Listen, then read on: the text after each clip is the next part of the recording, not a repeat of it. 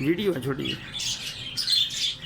ਭਾਈ ਤਾਹਿਰ ਕਿਦੋਂ ਦੇ ਰੱਖੇ ਤੁਸੀਂ ਤੋਤੇ ਇਹ? ਮੈਂ ਨਾ ਕੋਈ 25-30 ਸਾਲ ਪਹਿਲੇ ਵੀ ਰੱਖੇ ਸੀਗੇ ਹਾਂਜੀ। ਔਰ ਉਸ ਤੋਂ ਬਾਅਦ ਫਿਰ ਹੁਣ 2-3 ਸਾਲ ਹੋ ਗਏ ਰੱਖੇ ਹੋਏ ਆ। ਅੱਛਾ, ਮਾਸ਼ਾਅੱਲਾ ਬਹੁਤ ਪਿਆਰੇ ਪਰਿੰਦੇ। ਵੈਸੇ ਬੜੇ ਕਿਊਟ ਲੱਗ ਰਹੇ ਤੇ ਤੁਸੀਂ ਰੱਖੇ ਵੀ ਠੀਕ ਆ ਸ਼ੌਕ ਨਾਲ। ਹਾਂਜੀ ਹਾਂਜੀ, ਬਸ ਸ਼ੌਕ ਦਾ ਕੋਈ ਮੁੱਲ ਨਹੀਂ ਹੁੰਦਾ।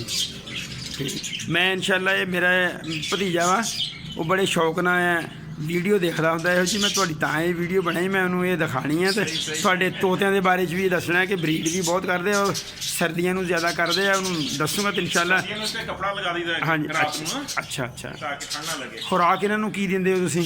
ਖੁਰਾਕ ਬਾਜਰਾ, ਹਾਂਜੀ। ਉਬਲੇ ਹੋਏ ਚਾਵਲ, ਹਾਂਜੀ। ਉਬਲੀ ਗੰਦਮ, ਅੱਛਾ। ਪਾਲਕ, ਲੂਸਣ। ਠੀਕ ਠੀਕ। ਇਸ ਤਰ੍ਹਾਂ ਤੇ ਪਾਣੀ ਦਾ ਬੰਦੋਬਸਤ ਡੇਲੀ, ਇਹਦੀ ਸਫਾਈ ਦਾ ਕੀ ਬੰਦੋਬਸਤ ਆ? ਸਫਾਈ ਮੁੰਡਾ ਕਰਦਾ ਵਾ, ਪਾਣੀ ਚੇਂਜ ਕਰਦਾ ਰੋਜ਼ਾਨਾ ਸੁਬਹ। ਅੱਛਾ ਅੱਛਾ ਅੱਛਾ, ਠੀਕ। ਜਜ਼ਾਕੱਲਾ, ਅੱਲਾ ਤੁਹਾਨੂੰ ਮਜ਼ੀਦ ਜਿਹੜਾ ਇਹਨਾਂ ਦੀ ਕੇਅਰ ਵੀ ਕਰਨ ਦੀ ਤੌਫੀਕ ਦੇਵੇ ਔਰ ਜਿੱਦਾਂ ਸ਼ੌਕ ਨਾਲ ਰੱਖਿਆ, ਅੱਲਾ ਤੁਹਾਨੂੰ ਤੁਹਾਡਾ ਇਹ ਸ਼ੌਕ ਜਾਰੀ ਰੱਖੇ। ਜਜ਼ਾਕੱਲਾ ਖੈਰ।